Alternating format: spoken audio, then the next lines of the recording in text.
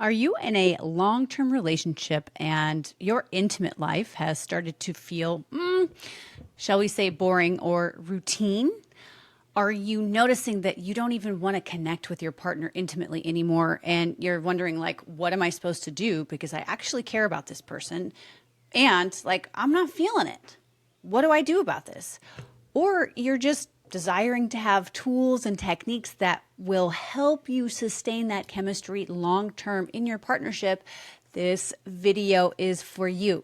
Hi, everybody. My name is Amaya Shiva. I'm a sex and relationship coach, and I have supported hundreds of both singles and couples from around the world to create the happy, healthy, and hot relationship of their dreams. So I don't know about you, but when I was in long-term relationship, before I started doing this work, keeping the spark alive was something that I found honestly very challenging. And there were some reasons why. Reason number one is that I didn't know anything about these tools, and I wish I had had them because I know it would have made my sex life so much better, right? And who doesn't want that? Sex is such a beautiful act when done with intention and deep connection and pleasure. So, like, what do you need to do instead? Watch this video because I'm going to give you the 3 most powerful steps you need to rekindle the spark in your long-term relationship or keep it going long term. Like, maybe you still have the spark, but you want to make sure you keep it.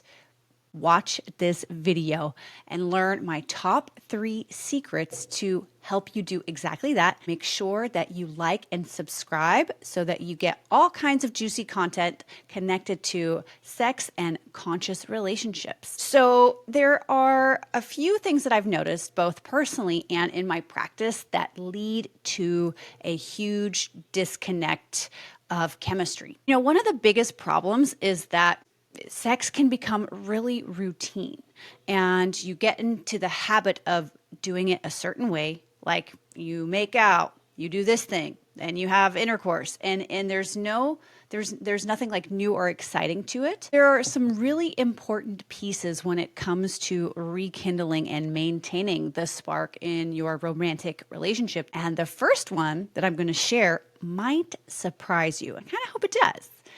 And that is, number 1, you need to take sex off the table. What do I mean by that? I mean that you shouldn't have sex every time you intimately connect with somebody. And here's why. When you're in relationship long term, it's really easy to fall into a pattern, a routine. And that routine could be like, okay, I know that if, my husband or my wife is sitting on the couch and then I sit down and, I rub her leg and then we start to make out and then we have sex, and that's like what we do, right? And I've noticed that people will use intercourse and orgasm as a metric to make themselves feel like they're connecting. But the truth is, you can do those things in a very disconnected state. And when you have sex every single time you have an encounter, it's often because you don't have a strong erotic vocabulary. And that's okay. Most people don't, unless you're like me and my clients. You don't know these things, and you don't know what you don't know. And so you can get stuck in this, like, well, if I at least do this, I feel like I'm doing a good job. So when you take sex off the table, what actually happens is that you have to get curious about what else turns you on, what else works for you beyond genital penetration, like beyond having an orgasm.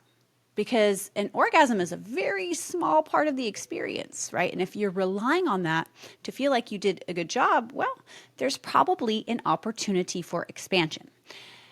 And when you take sex off the table, you can reignite curiosity and interest in your partner in a new way, which brings me directly to number 2, which is try new things, right?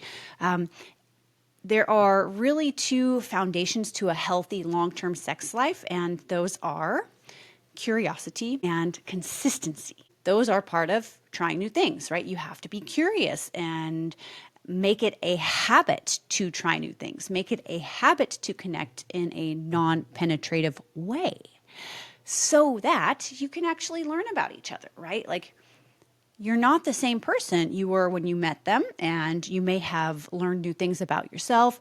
You may have changed and you have different desires now. And maybe you haven't shared that with your partner yet because you're scared of hurting their feelings, or you're a little bit ashamed of your desires. And that brings me directly into number 3, which is give honest feedback, right? Oh my goodness.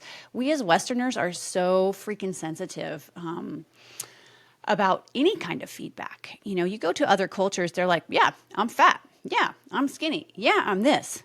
But here we kind of tiptoe around everything, and in my opinion, it can be very detrimental, especially when it leads to you withholding information that could help make your life and your experiences so much better and so much more powerful.